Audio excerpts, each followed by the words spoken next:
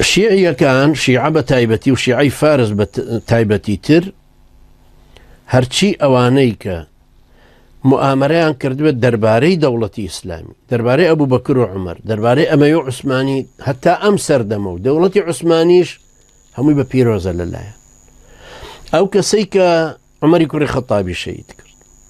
معلومە کە ئەبوو لؤلؤی مەجووسی، ئەبوو لؤلؤی فەیروزی. ئەبوو لؤلؤی فەیروزی ئێستا لە ئێران مەرقەدی هەیە و زیارەتە کرێ و ماچە کرێ و خۆشیانەوێ و قوربانی بۆکە ناوی بابە شوجاعەددین لە جنوبی تاران.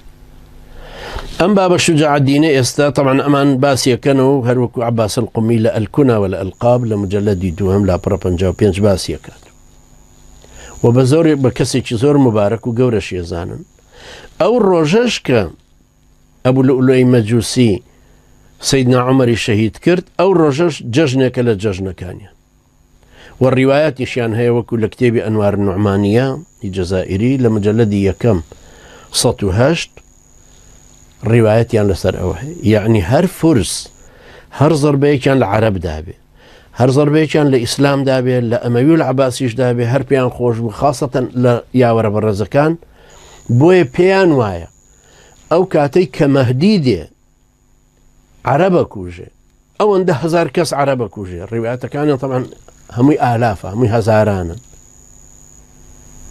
بۆ هەر لە عەرەب ئەی بۆ ڕوبەڕووی ئەو لا نابنەوە بۆ پاکستان بڕۆن یا بەرەو شیمال بڕۆن، بەرەو ئازەربایجان و تاجیکستان و ئۆزبەکستان و وڵاتانێت، یا بۆم لاوەرنەوە بۆ تورکیا.